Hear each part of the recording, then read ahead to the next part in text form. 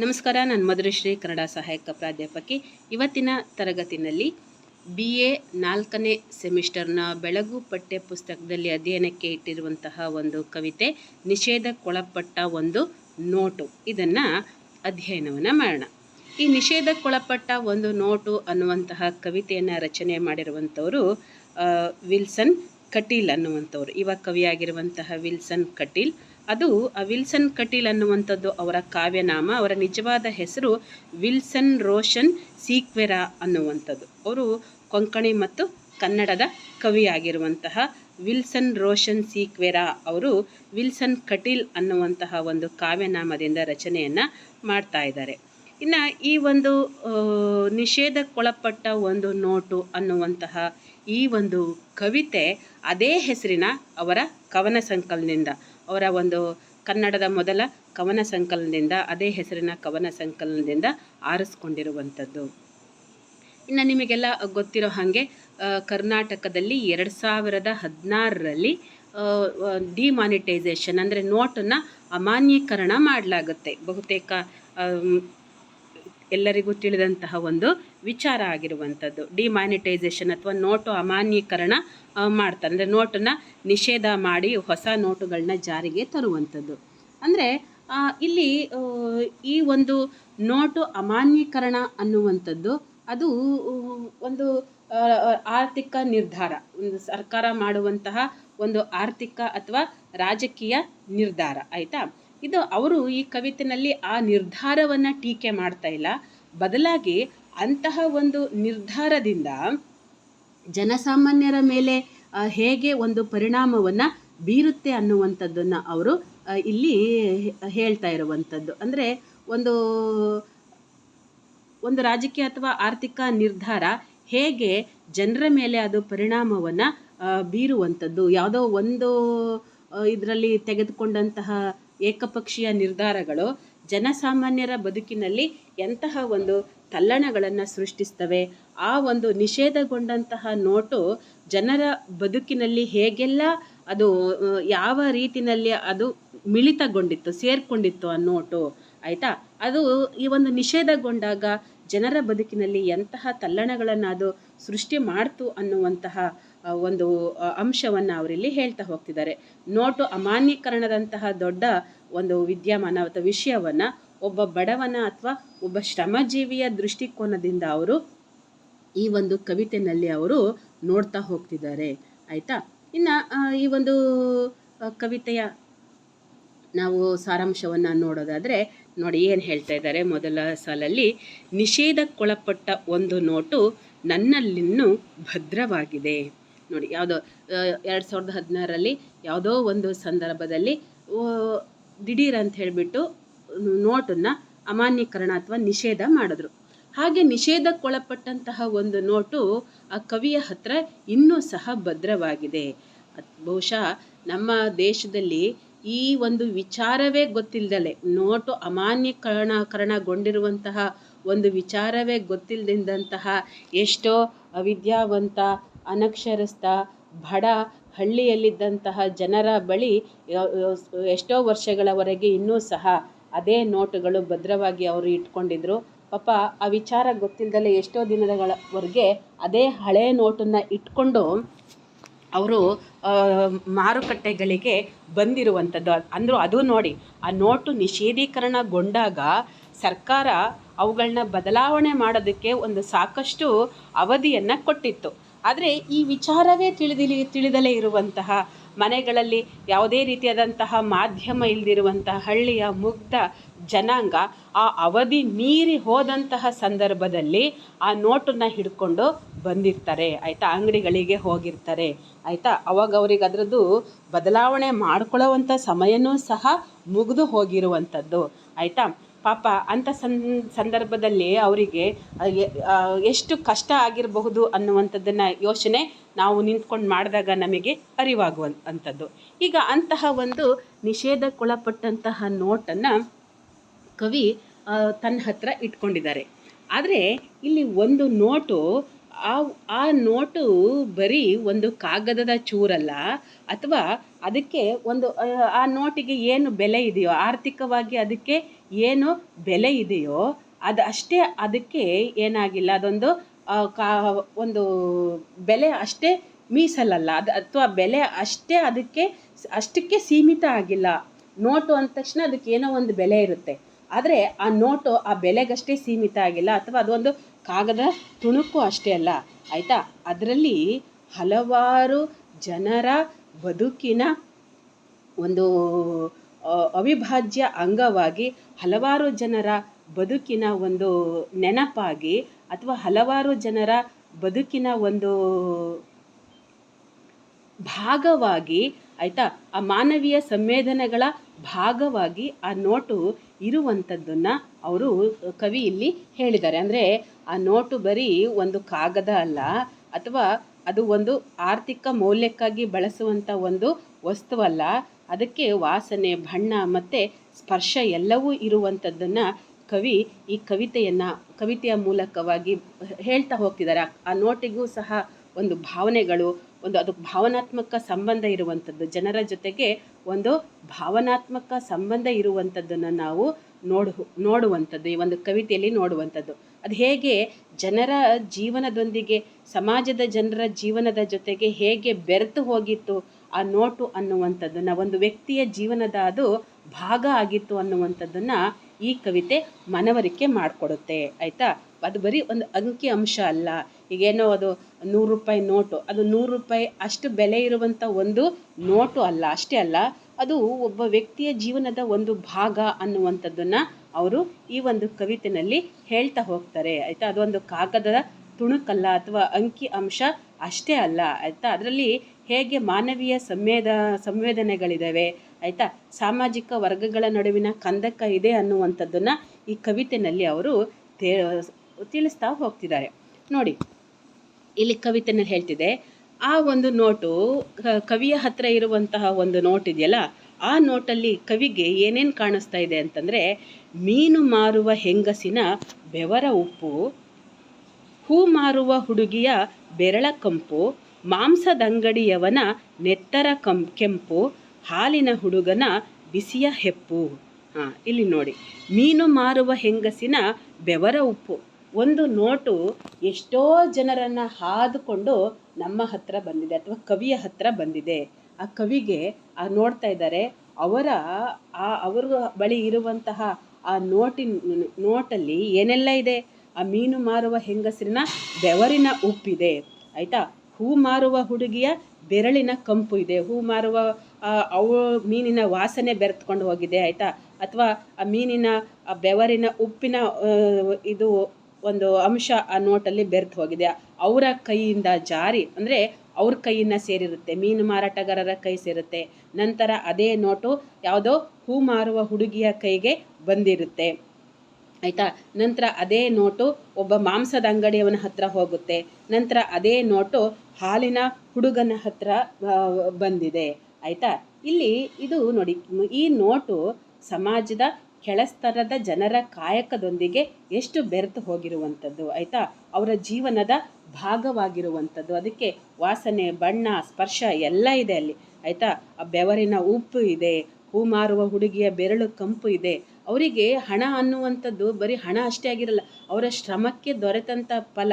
ಅವರು ಅದನ್ನು ಅಷ್ಟು ಮುಚ್ಚಟ್ಟೆಯಾಗಿ ಆ ಹಣವನ್ನು ಭದ್ರ ಮಾಡಿ ಇಟ್ಕೊಂಡಿರುವಂಥದ್ದು, ಆಯಿತಾ.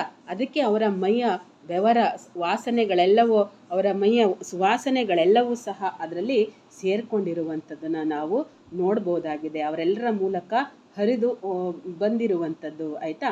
ಅಲ್ಲಿ ಹಳೆಯ ನೋಟು ಅದು ಸಮಾಜದ ಕೆಳವರ್ಗದ ಜನರ ಬದುಕಿನ ಕಲೆಗಳೆಲ್ಲವೂ ಸಹ ಅದ್ರ ಮೇಲಿದೆ. ಮೀನು ಮಾರುವ ಹೆಂಗಸರಿನ ಬೆವರ ಉಪ್ಪು ಇರ್ಬೋದು, ಹೂ ಮಾರುವ ಹುಡುಗಿಯ ಬೆರಳ ಕಂಪು ಅಂದರೆ ಸುಗಂಧ ಇರ್ಬೋದು, ಆಯಿತಾ. ಮಾಂಸ ಮಾರುವವನ ಕೈಲಿದ್ದಾಗ ಅವನ ಕೈಯಲ್ಲಿದ್ದಂತಹ ರಕ್ತದ ಕೆಂಪು ಅದಕ್ಕೆ ಅಂಟ್ಕೊಂಡಿರುವಂಥದ್ದು. ಹಾಲು ಮಾರುವ ಹುಡುಗನ ಬಿಸಿಯಾದಂತಹ ಹಾಲು ಬಿಸಿಯಾದ ಮೇಲೆ ಅದು ಮೊಸರಾದಾಗ ಆಗುವಂತಹ ಮೊಸರಿನ ಹನಿಗಳಿರ್ಬೋದು, ಅವೆಲ್ಲವೂ ಸಹ ಆ ನೋಟಿನ ಮೇಲಿದೆ. ಅಂದರೆ ಅದು ಕಷ್ಟಪಟ್ಟು ದುಡಿಯುವವರ ಶ್ರಮದ ಸಂಕೇತವಾಗಿರುವಂಥದ್ದು. ಇವರೆಲ್ಲರನ್ನ ಸಾಗಿ ಅದು ಬಂದಿರುವಂಥದ್ದು. ಬಹುಶಃ ಈ ನೋಟು ಅಮಾನ್ಯೀಕರಣ ಅನ್ನುವಂಥದ್ದು ಅವರೆಲ್ಲರಿಗೂ ಸಹ ಎಷ್ಟು ಸಮಸ್ಯೆಯನ್ನು ಮುಂದೆ ತಂದೊಡ್ಡಿರಬಹುದು ಅಂತೇಳ್ಬಿಟ್ಟು ನಾವು ಯೋಚನೆ ಮಾಡಬೇಕಾಗತ್ತೆ. ಅದಷ್ಟೇ ಅಲ್ಲ, ಆ ನೋಟಲ್ಲಿ ಇನ್ನೂ ಇದೆ. ಏನೇನಿದೆ ನೋಡಿ, ಪಿಂಚಣಿಗಾಗಿ ಕಾದು ಹಣ್ಣಾದ ಮುದುಕಿಯ ಮುಪ್ಪು, ಅದು ಸಹ ಕಾಣುವಂಥದ್ದು. ಅಂದರೆ ಆ ನೋಟು ಅದನ್ನು ನೋಡಿದೆ. ಯಾವುದೋ ಒಂದು ಮುದುಕಿ ತನಗೆ ಬರಬೇಕಾದಂತಹ ಪಿಂಚಣಿಗೋಸ್ಕರ ಕಾದು ವಿವಿಧ ಕಚೇರಿಗಳನ್ನು ಅಲ್ದು ಮತ್ತಷ್ಟು ಮುಪ್ಪಾಗಿ ಹೋಗಿರೋದನ್ನು ಆ ನೋಟು ಕಂಡಿದೆ. ಕೊನೆಗೆ ಅವಳು ಎಷ್ಟೋ ವರ್ಷಗಳ ಆ ಕಾಯುವಿಕೆಯ ನಂತರದಲ್ಲಿ ಅವಳಿಗೆ ಆ ನೋಟು ದೊರೆತಿರುವಂಥದ್ದು. ಆಯಿತಾ, ಅಂತಹ ಕಷ್ಟದ ಒಂದು ಸನ್ನಿವೇಶದಲ್ಲಿ ಅದು ಹಾದು ಬಂದಿರುವಂಥದ್ದು. ಅದನ್ನು ಆ ಸಂಕಷ್ಟವನ್ನು, ಆ ಮುಪ್ಪಿನ ಮುದುಕಿಯ ಸಂಕಷ್ಟವನ್ನು ಅದು ನೋಡಿದೆ. ಹವಾನಿಯಂತ್ರಿತ ಲಾಕರುಗಳ ತಂಪು, ಶ್ರೀಮಂತಿಕೆಯ ಯಾರೋ ಒಬ್ಬ ಶ್ರೀಮಂತನ ಜೇಬನ್ನು ಸಹ ಆ ನೋಟು ನೋಡಿ ಹವಾನಿಯಂತ್ರಿತ ಕಂಪನ್ನು ಸಹ ಅಥವಾ ಹವಾನಿಯಂತ್ರಿತ ತಂಪನ್ನು ಸಹ ಆ ನೋಟು ಕಂಡಿದೆ. ಅಷ್ಟೇ ಅಲ್ಲ, ದೇಹವನ್ನೇ ತನ್ನ ಬೆಲೆಗಿಳಿಸಿದ ವೇಶ್ಯೆಯ ಒಪ್ಪು.